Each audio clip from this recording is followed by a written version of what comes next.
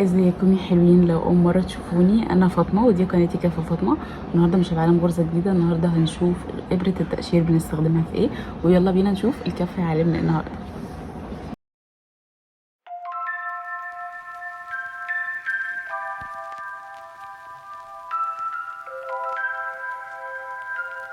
واحده من اهم الحاجات هي ابره التقشير. ابره التقشير او ابره التنظيف، وهي الابره دي. نوسع الكاميرا شويه.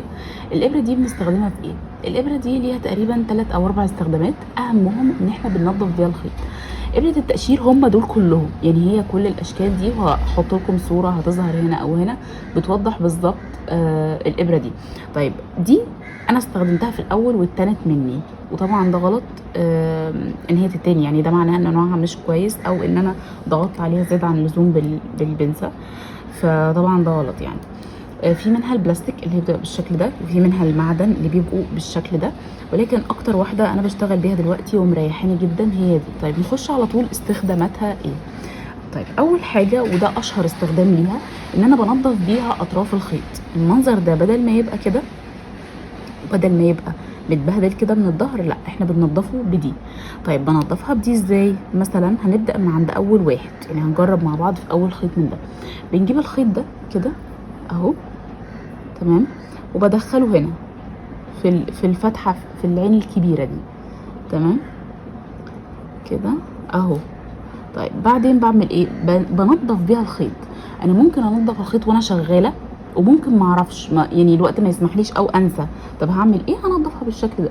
هيدخل ابره هنا واخفي الخيط بيها كده، تاني كده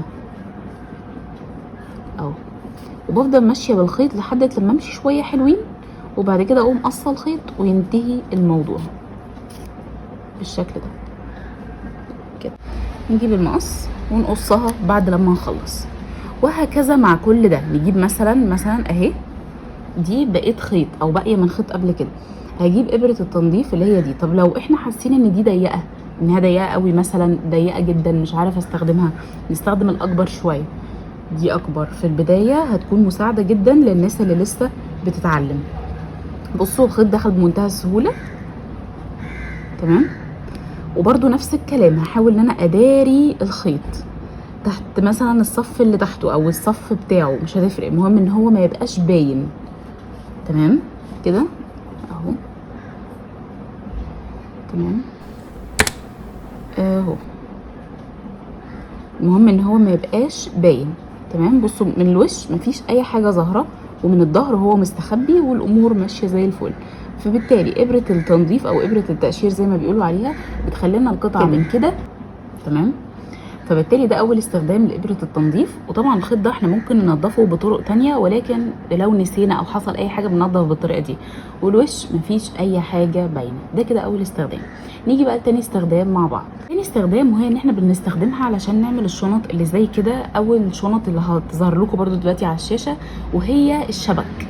لما بنيجي نعمل شنطه على الشبك اللي هو البلاستيك، بنستخدم ابره التنظيف علشان ندخل الابره ونطلعها، وندخل ونعمل خطوط بالشكل ده.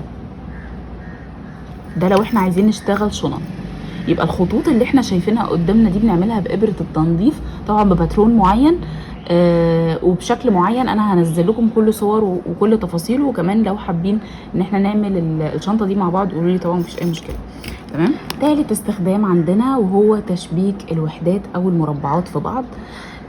طبعا هو في كذا طريقه، وانا كنت منزلاهم كلهم على البيج بتاعه التيك توك، كنت منزله الطريقتين.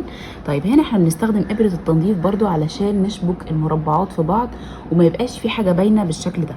طيب تعالوا نشوف مع بعض بنشبك ازاي. اول احنا بنجيب المربعين نحطهم بالشكل ده، تمام، ونجيب الخيط اللي احنا هنخيط بيه اهو، وندخل طرفه في ابره التنظيف من فوق كده. ابره تنظيف اهو، هدخل الطرف فيها بالشكل ده.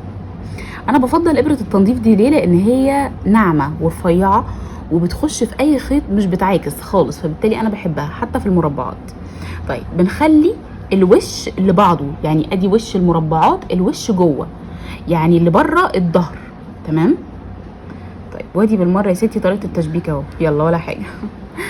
طيب بنجيب ايه؟ بنجيب الجزء اللي بره، الجزء اللي بره. يعني بصوا احنا عندنا هنا اللي هي حرف الفي ده، حروف الفي اللي انتوا شايفينها دي. طيب تمام.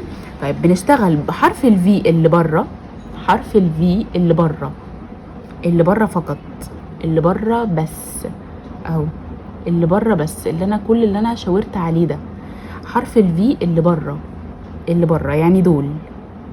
تمام. اللي بره مع اللي بره من الناحيه التانية، ادي اهي حروف الفي بتاع المربع التاني اهم، هم دول اهي، اهي اهي، ده حرف الفي في المربع اللي قصاده. بشتغل في اللي بره في دي، يبقى اللي بره من ناحيتي واللي بره من الناحيه التانية. تمام. اقرب اكتر، اللي بره من ناحيتي واللي بره من الناحيه التانية. طيب بعمل ايه في الاول؟ انا بخش هنا في اول حرف في عندي في السطر. تمام. لاول حرف في السطر اللي قصاده، بصوا انا دخلت فين؟ في اللي بره.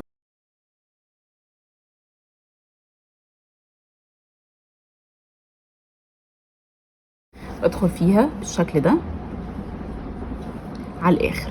طيب وباجي عند الناحيه التانية هنا كده اهي،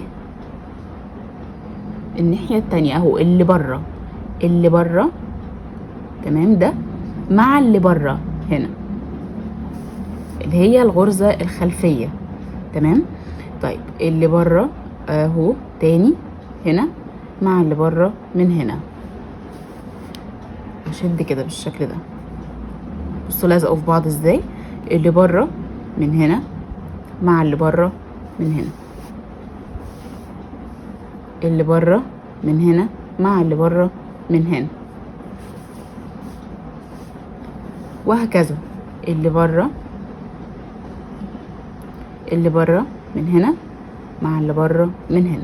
وده تالت استخدام لإبرة التنظيف. يبقى كده احنا خدنا 3 استخدامات مختلفين لإبرة التنظيف. ازاي نشبك المربعات في بعض، ازاي ننظف بيها الخيط، وازاي نعملها او نستخدمها في الشنط. ودول اشهر 3 استخدامات لإبرة التنظيف. وهنشوف مع بعض دلوقتي الشكل النهائي لطريقة الخياطة دي. ودي النتيجة النهائية، ان الخيط مش باين خالص، ولو مربعات لون بعض يفضل نستخدم نفس اللون، ولكن هي كده كده مش هتبان. وبس كده. اكتبوا لي في الكومنتس ايه الغرزة اللي نفسكم تعلموها المرة الجاية، او ايه الحاجة اللي نفسكم تعرفوها، ولايك وسبسكرايب، واشوفكم الفيديو الجاي.